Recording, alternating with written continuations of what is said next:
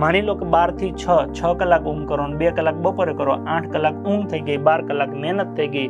આવી 2 વર્ષની જિંદગી જો તમે જીવી લ્યો તો આ સંસારમાં હું ઈશ્વરને માનું છું અને એ ઈશ્વરને ભરોસે તમને કહું છું તમે નાપાસ ન થાઓ દોસ્ત. ખ્યાલ પડે? જીરવવું પડે.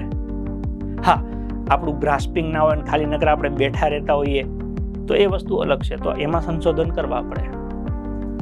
પણ નોર્મલી આ પરીક્ષામાં પાસ થવા માટે 60-70% જેટલું મેરિટ જોતું હોય છે. મતલબ કે 100 માર્ક્સનું પેપર હોય તો એમાંથી 70 ની આજુબાજુ માર્ક્સ જોઈએ અને 200 માર્ક્સનું પેપર હોય તો 130-40 ની આજુબાજુ માર્ક્સ જોઈએ. પેપર અઘરું હોય તો માર્ક્સ ઓછા જોઈએ, સહેલું હોય તો માર્ક્સ વધારે જોઈએ. તો એટલું તો 10મા 12માં આપણે ઓલરેડી લાયા જ છીએ ને આના આ જ વિષયો હતા.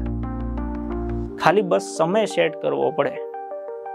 કદાચ કોઈકને ગણિત અઘરું લાગતું હોય તો હું કહું છું ગણિતમાં 4 મહિના દેવા પડે, તો સામે એને કંઈક સહેલું લાગતું હોય એમાંથી આપણે 2 મહિના ઓછા કરી નાખીએ. समझे? પણ કોશિશ કરને વાलों की हार कभी नहीं होती. કોશિશ કરવી પડે. તમારે રોજ 4-4 કલાક સળંગ દેવા પડે. 30 દિવસ, 60 દિવસ, 90 દિવસ, ક્યાં સુધી નહીં આવડે? કોક દી તો એ શરણે આવી છે ને કે હવે બસ કર, અગલે 3 महीने से लगातार लगा हुआ है. એવું એ વિષય સામે આવીને કહે, તમારી શરણાગતિ સ્વીકાર લેશે કે હવે આવડી છે, હવે તું જ્યારે યાદ કરીશ ત્યારે આવી જઈશ, હવે આગળ વધીએ એવું કે